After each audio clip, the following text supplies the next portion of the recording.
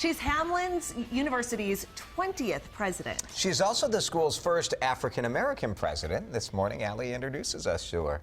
After spending most of her life on the East Coast, Dr. Fayneese Miller made the move to the Midwest, taking over the title as president last year. And on her official inauguration, Governor Mark Dayton proclaimed the day Hamline University President Dr. Fayneese Miller Day. That day, October 2nd, 2015. As you will see, the newest member of the Piper community is already making the grade.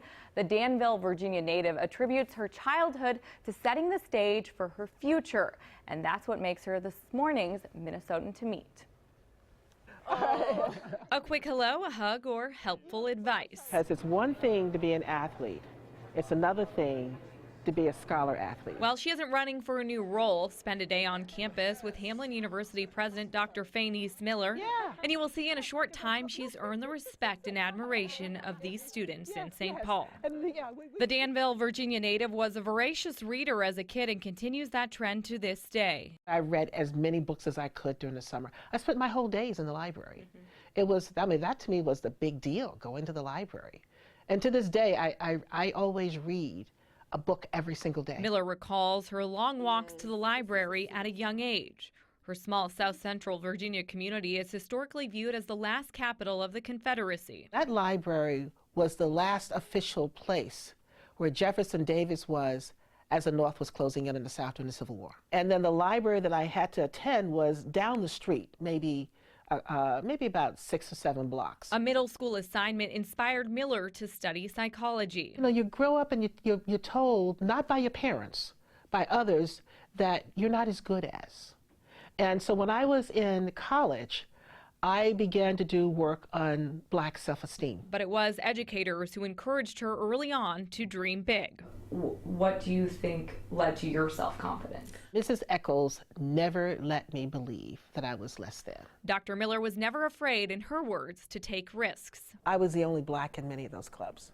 Not that others couldn't join it. The others were afraid to join it. Her academic credentials are impressive.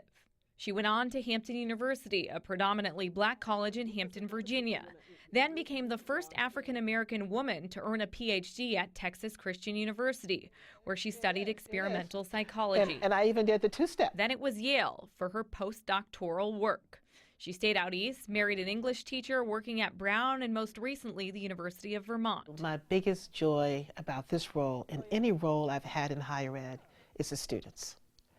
I love being a part of their life. Joy is just a typical day on campus for Dr. Miller as she looks to instill the lessons she learned early on. If I think back on my own experience over the years, starting with nursery school, that's what teachers did for me.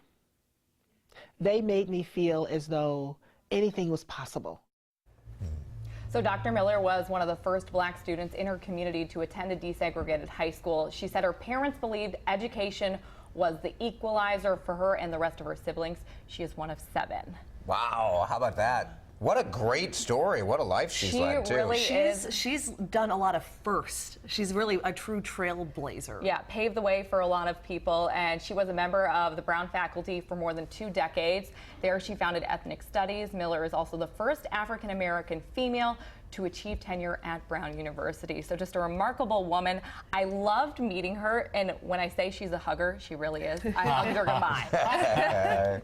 Very good. We expect great things in Hamline from her, too. Thanks, Allie.